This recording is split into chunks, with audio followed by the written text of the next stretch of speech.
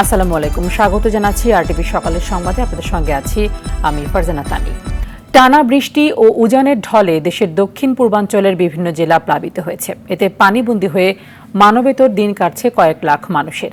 পানিতে ডুবে গেছে গ্রামীণ সড়ক, ফসলি জমি, ভেসে গেছে পুকুর ও খামারের মাছ। বন্যায় ফেনীর পরশুরাম, ফুলগাজী ও ছাগলনাইয়া উপজেলায় প্লাবিত হয়েছে ৯০% এলাকা। এতে পানিবন্দী হয়ে পড়েছেন লক্ষাধিক মানুষ। নোয়াখালীর ৯টি উপজেলার মধ্যে ৮টিতেই জলাবদ্ধতা সৃষ্টি হয়েছে। সোনাইমুড়ি, সেনবাগ, বেগমগঞ্জ সহ বিভিন্ন স্থানে পানিতে ডুবে আছে ঘরবাড়ি, রাস্তাঘাট, ফসলি জমি। খাবার ও সুপেয় পানি সংকটে মানবেতর অবস্থা সেখানকার বাসিন্দাদের। খাগড়াছড়ির দীঘিনালায় ঘরবাড়িতে পানি ডুবে থাকায় দুর্ভোগ চরমে উঠেছে মানুষের। চট্টগ্রামের ফটিকছড়ি উপজেলার 18টি ইউনিয়নের সবকটি বন্যায় প্লাবিত হয়েছে। উজানের ঢলে কুমিল্লায় বাড়ছে গোমতী নদীর পানি। ব্রাহ্মণবাড়িয়ার আখাউড়া উপজেলার সীমান্তবর্তী এলাকায় পানিবন্দী আছেন 530টি পরিবার। সিলেট, সুনামগঞ্জ ও মৌলভীবাজারে বন্যা পরিস্থিতি দেখা দিয়েছে।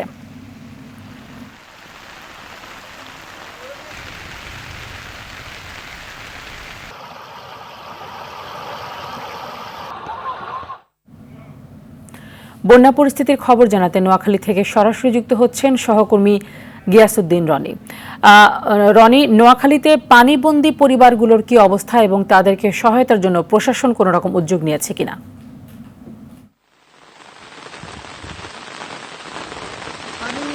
ধন্যবাদ। আপনি যেমনটি জানতে চেয়েছিলেন, পানিবন্দী মানুষজন নোয়াখালী চরম দুর্বিষহ জীবনযাপন করছে। তাদের স্বাভাবিক জীবনযাত্রা ব্যাপকভাবে ব্যাহত হচ্ছে এবং আজ ভোর রাত থেকেই নোয়াখালীতে আবার ভারী বৃষ্টিপাত হচ্ছে। এতে করে নোয়াখালীর বন্যা আরও অবনতি হচ্ছে। আর প্রশাসনের পক্ষ থেকে 900 মেট্রিক টন চাল বরাদ্দ দেওয়া হয়েছে বন্যা দুর্গত মানুষদের জন্য। যারা নোয়াখালীর পানিবন্দী মানুষ, তাদের মধ্যে নিরীহ মানুষগুলোই হচ্ছে বেশি কষ্টে আছে। তাদের জীবনযাত্রা ব্যাহত হচ্ছে এবং তাদের যে জীবিকার তাগিদে তাদেরকে বাইরে যাওয়া এবং তাদের জীবিকার জন্য কাজ করা, এটি একেবারেই বন্ধ হয়ে গেছে। এবং আজকে নতুন করে যুক্ত হয়েছে ভারী বৃষ্টির সাথে বজ্রপাত, এবং এখানে বজ্রপাতও ব্যাপকভাবে বেড়েছে। এবং আপনাকে জানিয়ে রাখি, গতকাল সেনবাগে বৃষ্টির পানি গড়ে ঢুকে যাওয়ায় আইপিএসের মেশিন সরাতে গিয়ে বিদ্যুৎ পৃষ্ঠে এক যুবকের মৃত্যু হয়েছে। আমরা নোয়াখালীর বিভিন্ন এলাকায় ঘুরে দেখেছি, এখানকার স্থানীয় মানুষের জীবনযাত্রা এতটাই নষ্ট হয়ে গেছে যে এর সাথে নতুন করে তাদের যুক্ত হয়েছে বিভিন্ন পানিবাহিত অসুস্থতা। বিশেষ করে শিশু এবং বৃদ্ধরা এখন হাসপাতালের দিকে ছুটছে। আর আশ্রয় প্রকল্পে এখন পর্যন্ত আশ্রয় নিয়েছে 20,000-এর মতো মানুষ। প্রশাসন চেষ্টা করছে তাদেরকে আশ্রয় নেওয়ার জন্য, কিন্তু আশ্রয়ের মুখী হতে চাচ্ছে না মানুষ। জেলা প্রশাসনের পক্ষ থেকে আমাদেরকে জানানো হয়েছে যে এখানকার যারা বন্যা কবলিত মানুষ আছে তাদের জন্য এখানকার সরকারি স্কুল, মাদ্রাসা, কলেজ এগুলোকে আশ্রয় কেন্দ্র হিসেবে ঘোষণা করা হয়েছে।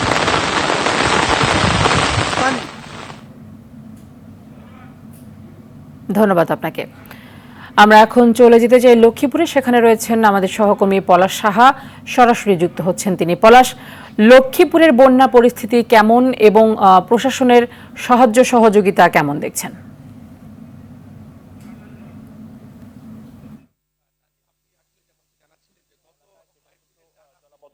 তৈরি হয়েছে। আমি এখন রয়েছি লক্ষ্মীপুর শহরের যে বাঞ্চানগর এলাকায়। এছাড়াও কিন্তু শহরের যে B road, college road, Shamsherabad সহ বিভিন্ন এলাকায় যে নির্মাঞ্চল, সেগুলো কিন্তু এই টানা এবং এই বৃষ্টির কারণে কিন্তু আমাদের যে বীজতলা, সেই বীজতলায় কিন্তু যে বৃষ্টির যে পানির কারণে সেই বীজতলা নষ্ট হয়ে গিয়েছে এবং যে বাসাবাড়ি রয়েছে সেই বাসাবাড়িতে কিন্তু পানি ঢুকে পড়েছে এবং এই বাসাবাড়ি কারণে এখানকার যে স্থানীয় বাসিন্দা রয়েছে তারা কিন্তু সীমাহীন যে দুর্ভোগ, সেই দুর্ভোগের মধ্যে তারা কিন্তু পড়েছেন। তারা বলছেন যে আসলে যে অপরিকল্পিত ড্রেনেজ ব্যবস্থা, খালগুলো ভরাট হয়ে যাওয়া এবং পর্যাপ্তভাবে যে পানি নিষ্কাশনের যে ব্যবস্থা সেটি না থাকার কারণে কিন্তু তাদেরকে এই পরিস্থিতিতে পড়তে হয়েছে। এছাড়া লক্ষ্মীপুর জেলার রায়পুর, রামগতি, কমলনগরের যে উপকূলীয় যে অঞ্চল রয়েছে সেখানে মেঘনার অস্বাভাবিক জোয়ারের যে বৃদ্ধির কারণে কিন্তু সেখানকার যে নদীর যে তীরবর্তী যে অঞ্চলগুলো রয়েছে নির্মাঞ্চল, সেগুলো কিন্তু প্লাবিত হয়ে গেছে। এতে করে কিন্তু ওখানকার স্থানীয় যারা রয়েছে তারা কিন্তু যে সীমাহীন মানবেতর ভাবে এক প্রকার তারা জীবনযাপন করছে এবং প্রশাসনের পক্ষ থেকে কিন্তু তাদের যে শুকনো খাবার সহ তাদেরকে যে আশ্রয়কেন্দ্রে যে যাবার বিষয়ে কিন্তু তাদেরকে নির্দেশনা দেওয়া হয়েছে। এবং গত 4 দিনে কিন্তু যে টানা বৃষ্টিতে লক্ষ্মীপুরে 312.8 মিলিমিটার বৃষ্টি রেকর্ড করা হয়েছে বলে আবহাওয়া অফিস সূত্রে জানা গেছে। এবং পানি উন্নয়ন বোর্ড বলছেন যে পূর্ণিমার কারণে এই নদী উত্তাল থাকে, আরো কয়েকদিন এই অবস্থা থাকতে পারে। তা নেই।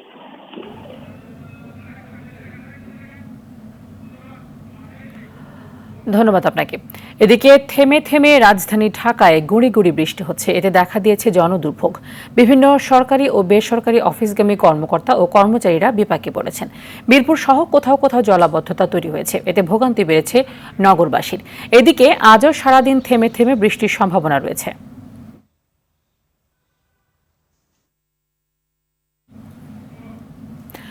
দর্শক, রাজধানী ঢাকার চিত্র জানাতে এবার সরাসরি আমাদের সাথে যুক্ত হচ্ছেন সহকর্মী সুফিয়ান ফারাবি। ফারাবি, আবহাওয়া এবং বন্যা পূর্বাভাস নিয়ে নতুন কোনো তথ্য জানিয়েছে কিনা আবহাওয়া অফিস, এবং রাজধানীতে কোন কোন এলাকায় জলাবদ্ধতা রয়েছে এবং যানজটের কি পরিস্থিতি দেখলেন? তানি বা শুরুতে যে বিষয়টি বলতে চাই, যানজটের বিষয়টা, এটা আসলে ঢাকা শহরে আজকে তুলনামূলক যানজটের বিষয়টা কিছুটা কম, তবে যানজটটা স্বাভাবিক বলা যায় না, একটু ট্রাফিকের অব্যবস্থাপনা আমরা দেখেছি। আর দ্বিতীয়ত যে বিষয়টা বলছিলেন যে আবহাওয়ার কোনো পূর্বাভাস রয়েছে কিনা, গতকাল আবহাওয়া অধিদপ্তর থেকে যে আসলে প্রজ্ঞাপনে জারি করা হয়েছিল যে আগামী 26 তারিখ পর্যন্ত বৃষ্টিপাতের এবং সম্ভাবনা রয়েছে। এবং ঢাকার বাংলাদেশের একটি বিভাগ তথা চট্টগ্রাম বিভাগে লক্ষ্মীপুর, ফেনী, কুমিল্লা, নোয়াখালী সহ ব্রাহ্মণবাড়িয়া এবং এই জাতীয় যেই আশপাশের যে অঞ্চলগুলো রয়েছে সেখানে কিন্তু অতি ভারী বৃষ্টির সম্ভাবনা রয়েছে। তবে ঢাকা সহ ঢাকার যে আশপাশের এলাকাগুলো রয়েছে সেখানে কোনো ধরনের অতি ভারী বৃষ্টি বা খুব বড় বন্যা হওয়ার সম্ভাবনা এখন পর্যন্ত আবহাওয়া অফিস বা বন্যা পূর্বাভাস কেন্দ্র আমাদেরকে জানাতে পারেনি। তবে এখানে গুড়ি গুড়ি বৃষ্টি থাকবে এবং আবহাওয়ার ভেতরে যে একটা স্বেচ্ছাতে ভাব সেটা থাকবে। আমরা সকাল থেকে দেখেছি যে অফিসগামী যারা রয়েছেন তারা কিন্তু বেশ ভোগান্তির মধ্যে দিয়ে অফিসে যেতে হয়েছে প্রত্যেককে। কিছুক্ষণ পরপরই গুড়ি গুড়ি বৃষ্টি শুরু হচ্ছে, কোথাও যদি বাস থেকে তারা নামছেন সঙ্গে সঙ্গে বৃষ্টির মুখোমুখি হতে হচ্ছে, আবার ভিজা শরীর নিয়ে কিন্তু অফিসে যেতে হচ্ছে। এভাবে কিন্তু ভোগান্তির মুখোমুখি হয়ে কিন্তু তারা আসলে অফিসে যাচ্ছেন। আর সর্বশেষ যে তথ্যটা আপনাকে জানাতে চাই যে এই আগামী আজকে দুপুর 12টায় কিন্তু যে বন্যার যে পরিস্থিতি সেটা কিন্তু আরেকটু খারাপ হতে পারে, অর্থাৎ বিপদসীমা অতিক্রম করতে পারে আজকে দুপুরের পর। তানি, রাজধানীর আগারগাঁও থেকে এই ছিল আমার কাছে থাকা সর্বশেষ তথ্য। ধন্যবাদ। দর্শক, দেশের বিভিন্ন স্থানে বন্যা ও বৈরী আবহাওয়ার কারণে রাজধানীতে নিত্য প্রয়োজনীয় পণ্যের সরবরাহ বিঘ্নিত হচ্ছে। কারওয়ান বাজার থেকে সরাসরি যুক্ত হচ্ছেন সহকর্মী ইকবাল অনেক বাজারে নিত্য প্রয়োজনীয় যে পণ্যগুলো রয়েছে সেগুলো সরবরাহ কেমন দেখছেন, এবং দাম নিয়ে বিক্রেতারা আসলে কি বলছেন? অনেক শুনতে পাচ্ছেন কিনা আমাকে? যেটি জানতে চাচ্ছিলাম আপনার কাছ থেকে যে বাজারে আমরা জানি যে আবহাওয়ার যে অবস্থা তাতে করে নিত্য পণ্য যেগুলো রয়েছে সেগুলো সরবরাহ করতে একটু বিঘ্নতার সৃষ্টি হচ্ছে, এবং এই কারণে দামের কোনো তারতম্য দেখতে পাচ্ছেন কিনা, এই নিয়ে ক্রেতা বিক্রেতারা কি বলছেন? আপনি যেমনটি বলছিলেন যে আমি এই মুহূর্তে রয়েছি রাজধানীর যে বড় কাঁচা বাজারটি রয়েছে কারওয়ান বাজার, সেখানে আমি রয়েছি। এখানে যে দোকানিরা রয়েছেন তাদের সঙ্গে আমি কথা বলেছি যে গত সপ্তাহ থেকে এই কয়েকদিনের মধ্যে যে আপনার ফেনী এবং নোয়াখালীতে যে বন্যা হয়েছে তার মধ্যে কয়েকটি পণ্যের দামে কিন্তু তারতম্য হয়েছে। সব থেকে বেশি হয়েছে বেগুনটিতে। আমরা এখানে যে কাঁচা বাজারে রয়েছি সেই বেশি, এখন তারা বলছেন যে এখন পর্যন্ত তেমন কোনো প্রভাব পড়েনি, তবে এই প্রভাবটা আরও 2-3 দিন পরে পড়তে পারে বলে তারা ধারণা করছেন। এবং আজকে সকাল থেকে কিন্তু গুড়ি গুড়ি বৃষ্টি হচ্ছে, সেদিকে কিন্তু এই যে কাঁচা বাজারে ক্রেতার সংখ্যাও কিন্তু কম দেখা গিয়েছে এবং তারা বলছেন যে বৃষ্টি থাকার কারণে ক্রেতা আসছেন না। আমরা একটু জানবো যে এখানে যে দোকানিরা রয়েছেন তাদের কাছ থেকে একটু জানবো যে কোন কোন পণ্যগুলোর দাম বেড়েছে বা কাঁচা পণ্যগুলো রয়েছে সেগুলো দাম বেড়েছে। যে এই যে আজকে তো হচ্ছে আপনি জানেন যে হচ্ছে কয়েকদিন থেকে বন্যা পরিস্থিতির অবনতি হয়েছে বাংলাদেশের বিভিন্ন জায়গায়, তো এতে কাঁচা বাজারের দামের কিরকম পার্থক্য হচ্ছে আপনাদের কাছে, বা পণ্য আসতেছে কিনা? জি ভাই, আলহামদুলিল্লাহ, মানে মোটামুটি সবজি এখনো আসতেছে। যে বন্যা যে পরিস্থিতি, মানে বর্তমানে এই প্রভাবটা এখনো পড়ে নাই, মানে এটা পড়বো যে আরো 2-1 দিন পরে যে বোঝা যাইব। যেরকম এখন বর্তমানে আপনি হলো বাজার রেট, যেরকম আপনি হলো টমেটো 140 থেকে 150 টাকা কেজি, যেরকম বেগুন যেটা গোলটা এটা হলো আপনি হলো 110 থেকে 120 টাকা কেজি, পটল এবং ভেন্ডি এগুলো হলো 40 থেকে 50 টাকা কেজি। মোটামুটি এখনও মানে আপনার হলো লাইনে আছে, মানে আপনার আর কিছুদিন গেলে মানে বন্যার প্রভাবটা পড়বো। জি ভাইয়া, বন্যার কারণে কোন কোনটাতে দাম বেড়েছে 2-1 দিনে? বন্যার কারণে মানে আপনার এখনও মানে দাম অত একটা বাড়ে না, যেমন 2-3টা সবজির দাম মোটামুটি বাইরে গেছে। যেমন আপনার হলো বেগুন, করলা, তারপর আপনার হলো এই ঝিঙ্গা, এগুলোর দাম বাড়ছে আর কি, আর বাকিগুলো কিছুদিন পরে বাড়বো। তো শুনছিলেন যে এখানে যে কারণ বাজারের যে দোকানিরা রয়েছেন তাদের কাছ থেকে আমরা জানতে পারছিলাম যে এখন পর্যন্ত 2-1টি পণ্যের দাম বেড়েছে, তবে আর 2-3 দিন পরে হয়তো বা এই যে বন্যার যে প্রভাবটা রয়েছে সেই প্রভাবটা কাঁচা বাজারে পড়বে। এই ছিল আমার কাছে কাঁচা বাজার থেকে সবশেষ অবস্থা। ধন্যবাদ। ছাত্র জনতার আন্দোলনে হত্যাকাণ্ড ও মানবাধিকার লঙ্ঘন তথ্য অনুসন্ধানে ঢাকায় এসেছে জাতিসংঘের প্রতিনিধি দল। জাতিসংঘের তথ্যানুসন্ধান মিশনের অংশ হিসেবে প্রাথমিক কারিগরি দল 1 সপ্তাহের সফরে ঢাকায় অবস্থান করবে। তবে তারা চাইলে সময় বাড়তে পারে বলে জানায় পররাষ্ট্র মন্ত্রণালয়। শুরু হতে যাওয়া তদন্তে কিভাবে বাংলাদেশকে সহযোগিতা করা যায় তা নিয়ে আলোচনা হওয়ার কথা রয়েছে। জাতিসংঘের মানবাধিকার বিষয়ক হাই কমিশনারের দপ্তর বাংলাদেশের সাম্প্রতিক আন্দোলনের একটি প্রতিবেদন প্রকাশ করে। সেখানে বলা হয়, কোটা সংস্কার আন্দোলন ঘিরে বিক্ষোভ দমনে আইনশৃঙ্খলা রক্ষাকারী বাহিনীর বিরুদ্ধে অপ্রয়োজনীয় ও মাত্রাতিরিক্ত বল প্রয়োগের গুরুতর ও বিশ্বাসযোগ্য অভিযোগ রয়েছে।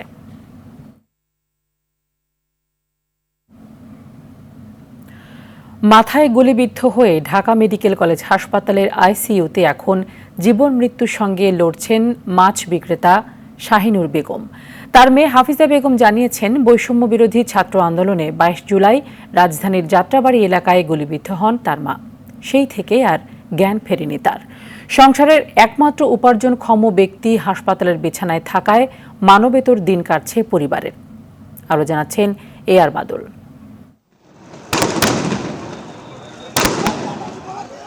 বৈষম্য বিরোধী ছাত্র আন্দোলনে সবচেয়ে বেশি আক্রান্ত হয় রাজধানীর যাত্রাবাড়ি। রীতিমতো রণক্ষেত্রে পরিণত হওয়া গোটা যাত্রাবাড়ি এলাকায় চলে পুলিশের নির্বিচার গুলি। চরম বর্বরতা আর নৃশংসতার পরিচয় দেয় পুলিশ।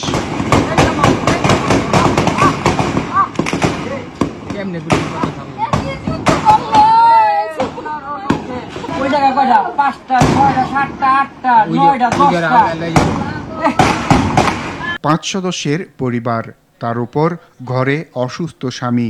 সংসারের একমাত্র উপার্জনক্ষম মানুষ 52 বছর বয়সী শাহিনুর বেগম। মাছ বিক্রি করে চালাতেন সংসার। রাজনীতি বা ছাত্র আন্দোলনের সঙ্গে জড়িত নন, তবুও রক্ষা পাননি ঘাতকের বুলেট থেকে।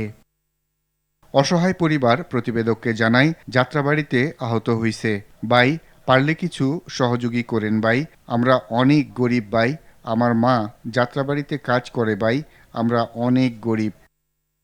ঘটনার বিস্তারিত জানিয়ে মেয়ে হাফিজা জানায়, পুলিশের গুলি মাথায় লাগার পর তার মা লুটিয়ে পড়ে কাটা মুরগির মতো ছটফট করতে থাকে। এখনো রয়েছে সংজ্ঞাহীন। আমার আম্মু মানে গুলির আঘাত খেয়ে সে মুরগার ছাড় মতন এমনি লাফাইতে আসছে মতন একটা আমাইত মানুষ না আমার মারে মানে ইয়াত ক্লিনিতে নিচে ক্লিনিতে রাখে নাই মতন বলছে ঢাকা মেডিকেলে নেয়। ঢাকা মেডিকেলে আনছে, আনার পরে থেকে তার জ্ঞান ফিরে না, হসপিটালে পড়ে রয়েছে। এখন তো চোখ মেলে না, আবার তাকায়ও না। উনি যাত্রাবাড়ি সংসার চলছে, যাত্রাবাড়ি মাছ বিক্রি করে আমাদেরকে সংসার চালাইছি, কিন্তু হন তো আমরা বেকারে বসে লইছি। হন তো এরকম সাহায্য আমরা পাইতেছি না আমার আম্মুর জন্য। কিন্তু ভালো চিকিৎসার জন্য যদি আপনারা সহযোগিতা করেন এটা ভালো হয়। আমরা 5 ভাই বোন, অন্যের আয়তে চলছে আমাদের সংসার। অনেক চাচ্ছি যারা গুলি করছে তাকেও বিচার চাই, আর একটু আপনারা সবাই সহযোগিতা করেন, জানি যারা গুলি খাইছে তাকেও একটু সহযোগিতা চাই, জানি ভালো চিকিৎসা করে। ঘরে হাফিজার অসুস্থ বাবা আর একমাত্র উপার্জনক্ষম মা আইসিইউতে মৃত্যু পথযাত্রী। কে নেবে এ পরিবারের ভার? কি করে চলবে সংসার? বিচার বা ক্ষতিপূরণ কি পাবে মাছ বিক্রেতা শাহিনুর বেগম? AR বাদল, RTV, ঢাকা। সাভারে বৈষম্য বিরোধী ছাত্র আন্দোলনের প্রথম নিহত মেধাবী শিক্ষার্থী শাইখ আহাবুল ইয়াসমিন। ছাত্র জনতার আন্দোলনে অংশ নেয়া ইয়ামিনকে গুলির পর নির্মমভাবে সাঁজোয়া জানে ঘুরিয়ে শেষে রাস্তায় ফেলে দেওয়ার দৃশ্য যে কারো চোখে অশ্রু আনবেই। সন্তানের মৃত্যুর সেই নির্মম ছবি দেখে কেঁদেছেন বাবা মহিউদ্দিন, আর সন্তান হত্যার বিচার চেয়েছেন মহান সৃষ্টিকর্তার কাছে। সাভার থেকে জিয়াউর রহমান জিয়ার তথ্য ছবিতে বিস্তারিত জানাচ্ছেন ইমরুল কায়েস। পুলিশের সাজোয়া যান থেকে আহত আন্দোলনকারীকে টেনে হিঁচড়ে সড়কে ফেলে দিচ্ছে পুলিশ। শুধু তাই নয়, পরে ডিভাইডারের অপর পাশে ফেলে দেওয়া হয় নির্মমভাবে। এমনটি ঘটে কোটা সংস্কার আন্দোলনে গুরুতর আহত শিক্ষার্থী শাইখ আসহাবুল ইয়ামিনের সঙ্গে। 18 জুলাই বৈষম্য বিরোধী ছাত্র আন্দোলনের ডাকা কমপ্লিট শাটডাউন কর্মসূচি চলছিল সাভারে। আন্দোলনে অংশ নেওয়া ও বন্ধুদের সহায়তা করতে ইয়ামিনের মন ছিল উদ্গ্রীব। এ নিয়ে বাবা মহিউদ্দিনের সঙ্গে অভিমানও হয়। মসজিদে জোহরের নামাজ পড়ে বের হয়ে যান। এরপর বিকাল 3টায় একটি ফোন কলের মাধ্যমে পরিবার জানতে পারে ইয়ামিনের মৃত্যুর খবর। ওর আম্মা কিছুক্ষণ পর পর ফোন দেয়, কিন্তু ওই ফোন রিং হয়, কেউ ধরে না। এইভাবে 3টার সময় একটা ছেলে শুধু ফোন ধরেই বলছে যে আপনারা এনাম মেডিকেলে চলে আসেন। অনেকটা ঘুমন্ত মানুষের মতো আছে। ওর আম্মা মাথা ধরে কান্নাকাটি করতেছিল, আমার ছেলের কি হয়েছে আপনি বলেন। তখন কর্তব্যরত মহিলা ডাক্তার বললেন আমরা ওকে মৃত অবস্থাতে এখানে রিসিভ করছি, আমাদের তো কিছু করার ছিল না। সেদিনের অশান্ত পরিস্থিতিতে ছেলের লাশ হাসপাতাল থেকে নিয়ে আসা হয় সাভার ব্যাংক টাউনে। ইয়ামিনের মরদেহ দেখতে ছুটে আসেন অনেকে। ছেলের মৃত্যুর জন্য কারো কাছে বিচার চাননি ইয়ামিনের বাবা। এখন আল্লাহর কাছে শুধু এটাই প্রার্থনা, আল্লাহ যেন আমার ছেলেকে শহীদ হিসেবে কবুল করে, আল্লাহ যেন তাকে মাফ করে, তাকে যেন বেহেশতবাসী করে। মানুষের কাছে কিছু চাওয়ারও নাই, পাওয়ারও নেই, কোনো অভিযোগও নেই। তবে military institute of science and টেকনোলজির কম্পিউটার বিজ্ঞান ও প্রকৌশল বিভাগের ৪র্থ বর্ষের শিক্ষার্থী ইয়ামিনকে নির্মম ও নির্দয়ভাবে যারা হত্যা করেছে তাদের বিচার চান স্থানীয়রা। পুলিশ যেটা করছে সেটা অবশ্যই অন্যায়, এটা আমার নিন্দা জানাই। হ্যাঁ, একটা গুলি করার এটা কে অনুমতি তাকে দিছে? ছেলেটা নামাজ পড়ে বাইরে হয়েছে, বেরার পর গোলাগুলি ভিতরে পড়ছে, পড়ার পর একজনে গুলি করছে আর একজন লাগতেছে। কিন্তু এটা আপনাদের মানিয়ে নেওয়া সম্ভব না। এটা আমরা ন্যায্য বিচার চাই আর কি। একটা মেয়ে ওকে নিয়ে গেছিল এনামে, ওই মেয়েটা আমাকে বললো যে একজন পুলিশ ওরে ধরছে আর একজন পুলিশ ধরে গুলি করছে। ইমরুল কায়েস, RTV। এখনও শোকে বিহ্বল বৈষম্য বিরোধী আন্দোলনে পুলিশের গুলিতে নিহত ফজলুর রহমান ফজলের পরিবার। কান্না যেন থামছেই না ফজলের একমাত্র ছেলের মৃত্যুতে যেন সবকিছু থমকে গেছে মা বাবার। জামালপুরের বকশীগঞ্জ থেকে GM ফাতিউল হাফিজ বাবুর পাঠানো তথ্যচিত্রে বিস্তারিত জানাচ্ছেন জুবায়ের রাজিন। 15 দিন ধরে দেখা নেই বাবার। সারাক্ষণ বাবাকেই খুঁজে ফিরছে 1.5 বছরের শিশু আফরাহিম। যতই সান্ত্বনা দেয়া হয় ততই বাবা বাবা বলে অঝরে কেঁদে ওঠে এ অবুঝ শিশু। অভাবের সংসারে স্বচ্ছতা ফেরাতে রাজধানীর একটি গার্মেন্টসে কাজ করতেন ফজলুর রহমান। স্ত্রী ও ছেলেকে নিয়ে থাকতেন উত্তরাতে। জুলাই মাসে চাকরি ছেড়ে যোগ দেন ছাত্র জনতার আন্দোলনে। গেল 5 আগস্ট শেখ হাসিনার সরকার পতনের পর উত্তরা থেকে গণভবনের দিকে আসার পথে পুলিশের সঙ্গে ছাত্র জনতার সংঘর্ষ হয়। এ সময় গুলিতে আহত হন ফজল। রাতে রাজধানীর একটি হাসপাতালে মারা যান তিনি। সে বলছে আমি যাইতেছি, আমার দেশের জন্য আমি যাইতেছি। আজকে যদি আমি শহীদ হই, আমার ছেলেটা ভবিষ্যতে বড় হবে, সেও তো চাকরি করবে, তো আমি যদি না যাই তাহলে কি হবে? সে কথাটা হেসে সে বলছে যে আমি যদি মরে যাই যাব, দেশের জন্য যাব।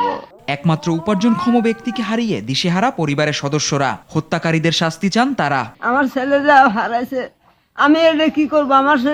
আমার এই সংসারকে আনন্দ পালন করব। আমার ছেলে গুলি শহীদে মৃত্যুবরণ করছেন। যাই হোক, কি বিচার করার থাকে করবেন, যে হত্যাজি ভাবে বিচার পাই আমরা। আমার ভাইয়ের সুস্থ বিচারটা যেন আমি পাই। শহীদের স্বীকৃতি দেয়া সহ ফজলের নামে স্মৃতিস্তম্ভ নির্মাণের দাবি জানান স্থানীয়রা। শহীদ ফজলের নামে একটা স্মৃতিস্তম্ভ বক্সগঞ্জ করা হয়। পাশাপাশি আমার দাবি থাকবে তাকে যেন রাষ্ট্রীয়ভাবে শহীদ মর্যাদা দেওয়া হয়। আমরা আশা করি বর্তমান সরকার তারা যেন সূক্ষ্ম বিচার করেন এবং এই অসহায় পরিবারের পাশে যেন তারা দাঁড়ান। ফজলের পরিবারের পাশে থাকার ঘোষণা দিয়েছে উপজেলা প্রশাসন। বৈষম্য বিরোধী আন্দোলনে নিহত আবুল ফজল, যিনি ওনার পরিবারকে আমরা উপজেলা প্রশাসনের পক্ষ থেকে আর্থিক সহায়তা প্রদান করেছি এবং খাদ্য সহায়তাও দিয়েছি, এবং ভবিষ্যতে ওনার পরিবারের যে কোনো প্রয়োজনে উপজেলা প্রশাসন পাশে থাকবে। পরিবারটির পাশে দাঁড়ানোর পাশাপাশি তাকে রাষ্ট্রীয়ভাবে স্বীকৃতি দেওয়ার দাবি ফজলের পরিবার ও স্থানীয়দের। জুবায়ের রাজিন, RTV।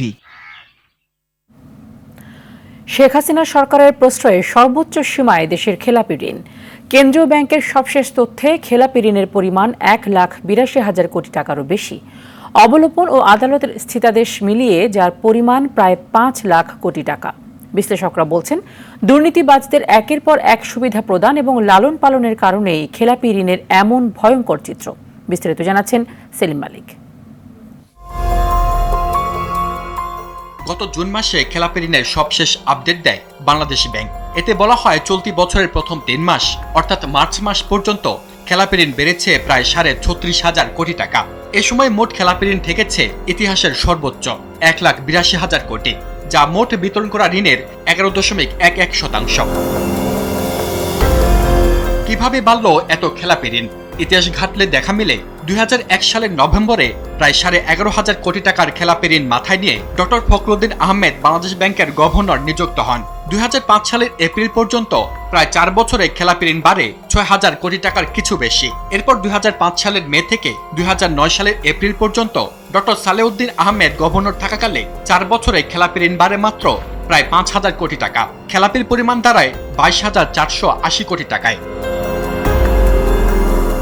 এরপর আওয়ামী লীগ সরকারের শাসন শুরু হলে 2009 সালের মে মাসে কেন্দ্রীয় ব্যাংকের হাল ধরেন ডক্টর আতিউর রহমান। রিজার্ভ চুরির ঘটনায় 2016 সালের মার্চ মাসে পদত্যাগের আগ পর্যন্ত এই 7 বছর ছিল অসাধু ব্যবসায়ী চক্রের সোনালী সময়। নানা স্ক্যামের মাধ্যমে নামে বেনামে বের করে নেন প্রায় 37,000 কোটি টাকা। খেলাপি ঋণ রেখে যান 59,411 কোটি টাকার। এরপরে গভর্নরেরা খেলাপি ঋণের অঙ্ককে কেবল ব্যাংক খাতের জন্য আতঙ্কে পরিণত করেছেন। আতিউরের পরে গভর্নরের দায়িত্বে আসেন ফজলে কবির। তার 7 বছরের মেয়াদে প্রতি বছর খেলাপি ঋণ বেড়েছে প্রায় 10,000 কোটি টাকা করে। আতিউরের রেখে যাওয়া প্রায় 59,000 কোটি টাকার খেলাপি ঋণকে টেনে তুলে আনেন 1,25,257 কোটি টাকায়।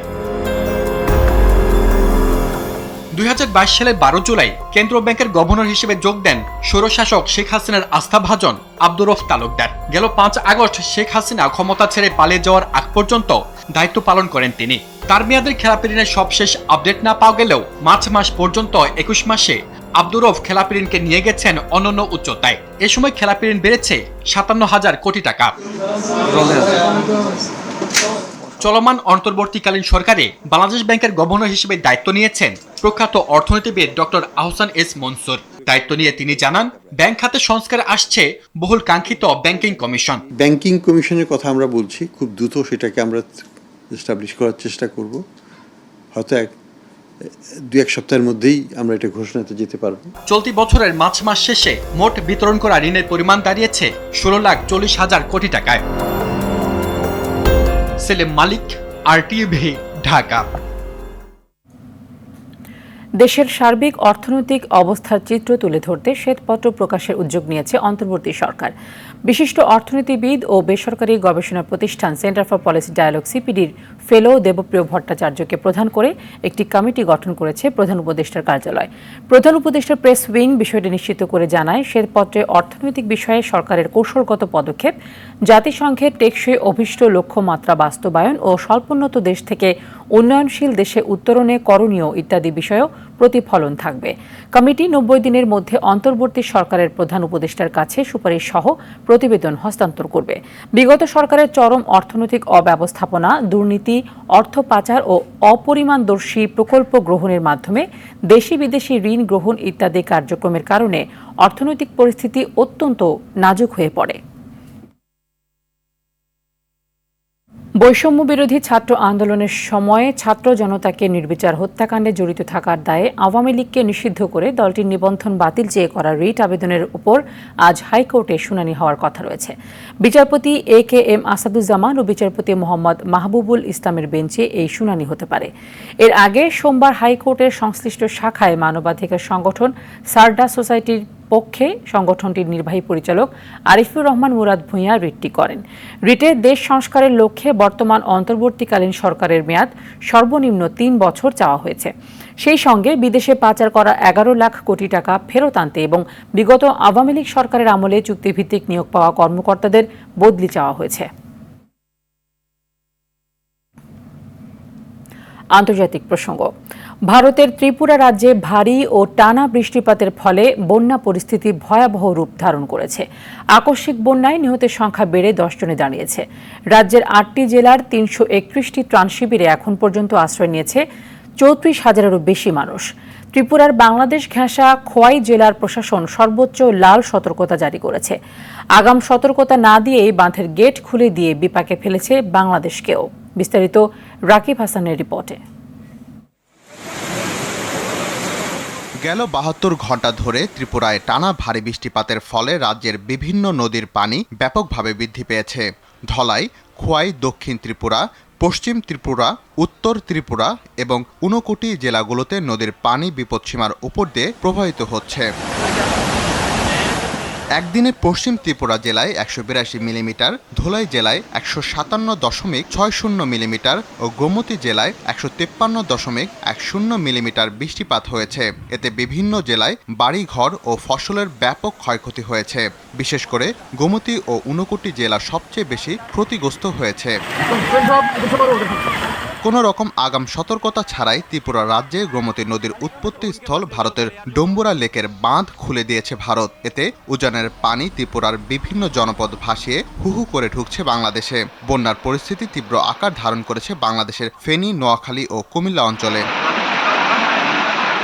বুধবার প্রায় ৩১ বছর পর ত্রিপুরা কর্তৃপক্ষ ডুম্বুর জলধারের বাঁধের সুইচ গেট খুলে দেওয়া হলো। সবশেষ ১৯৯৩ সালে এই বাঁধের সুইচ গেট খোলা হয়েছিল। রাকিব হাসান, RTV। সকালের সংবাদে এই পর্যন্তই। সবশেষ সংবাদ জানতে যে কোনো মোবাইল ফোন থেকে 24141 নম্বরে ডায়াল করুন। মধ্যাহ্নের সংবাদ দুপুর ১২টায় দেখার আমন্ত্রণ রইল। ধন্যবাদ সবাইকে।